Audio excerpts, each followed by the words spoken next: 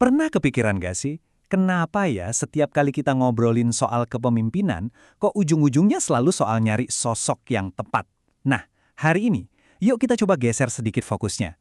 Bukan lagi soal siapa yang mimpin, tapi soal mesin atau arsitektur yang dirancang buat menghasilkan kepemimpinan yang bagus. Krisis kepemimpinan. Dua kata ini kayaknya udah jadi langganan ya di kuping kita. Tiap kali ada kebijakan yang aneh atau ada pejabat yang kena kasus, pertanyaan ini pasti nongol lagi.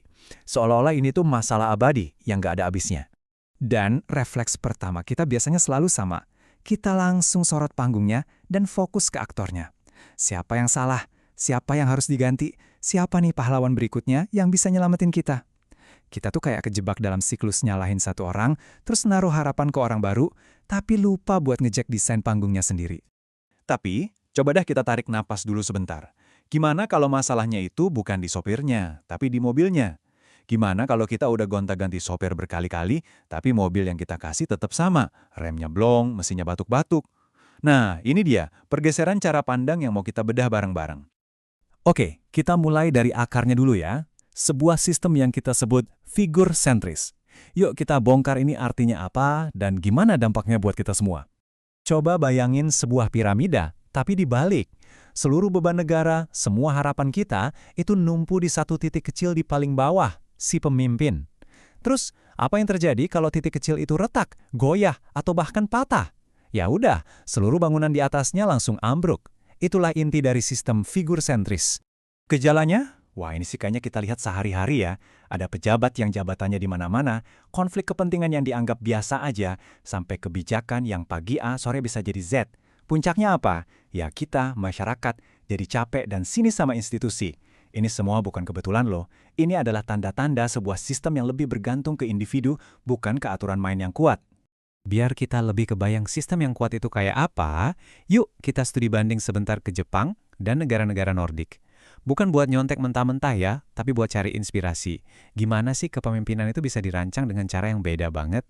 Di Jepang, ada satu kekuatan tak kasat mata yang kadang lebih ampuh dari penjara, yaitu rasa malu.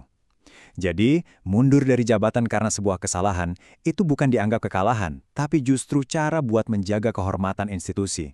Kepercayaan publik itu segalanya. Bedanya tuh kelihatan jelas banget. Di Jepang, cuma karena laporan dana politiknya nggak rapi, seorang menteri bisa langsung mundur.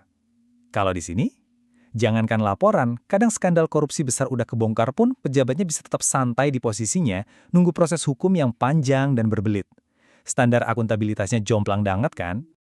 Sekarang kita terbang ke Skandinavia. Di sana filosofinya beda total. Pemimpin itu bukan raja atau kaum elit yang tinggal di Menara Gading. Mereka ya warga negara biasa yang kebetulan lagi dapat tugas buat melayani. Jadi jangan kaget, pagi jadi Perdana Menteri, sorenya mungkin ketemu mereka lagi belanja sendiri di supermarket. Di negara-negara Nordik, menyalahgunakan fasilitas negara sekecil apapun itu dianggap pengkhianatan kepercayaan publik, dan karier politiknya bisa langsung tamat. Sementara di Indonesia, gaya hidup mewah pejabat seringkali kita maklumi, dianggap wajar. Ini nunjukin betapa bedanya mata uang yang berlaku. Di sana kepercayaan, di sini mungkin kekuasaan. Nah, setelah lihat contoh-contoh tadi, kita jadi mikir kan, kenapa ya di sini kata mundur itu kayaknya tabu banget? Kenapa pejabat lebih milih bertahan mati-matian meskipun jelas-jelas gagal dan akhirnya menciptakan lubang akuntabilitas yang besar? Ini pertanyaan buat kita renungkan bareng-bareng. Cara kita memandang pengunduran diri itu sangat menentukan budaya politik kita loh. Kalau kita lihatnya sebagai aib atau kekalahan, ya jangan heran kalau nggak ada yang mau melakukannya. Tapi coba kalau kita lihat sebagai bentuk tanggung jawab tertinggi, ceritanya pasti beda. Dan disinilah mungkin letak perbedaan paling mendasarnya. Di Jepang dan negara Nordik, sistem itu ibarat benteng yang melindungi institusi dari pemimpin yang jelek. Kalau di sini, sistemnya seringkali malah jadi benteng yang melindungi individu yang jelek dari pertanggungjawaban. Sanksinya jadi tumpul, dan kesalahan seolah bisa dinegosiasikan. Oke, cukup analisis masalahnya. Sekarang, gimana jalan keluarnya? Kuncinya satu. Kita harus berhenti mencari juru selamat atau pahlawan super dan mulai fokus menjadi arsitek yang sama-sama membangun sistem yang kuat.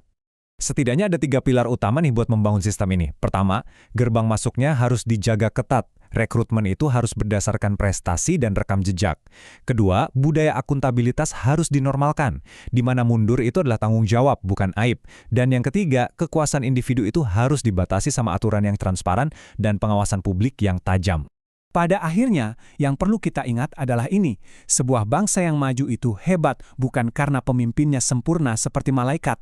Mereka maju karena sistem mereka nggak punya toleransi sedikit pun terhadap kepemimpinan yang buruk. Sistem itulah yang jadi filter, jadi korektor, dan jadi penjaga gawangnya.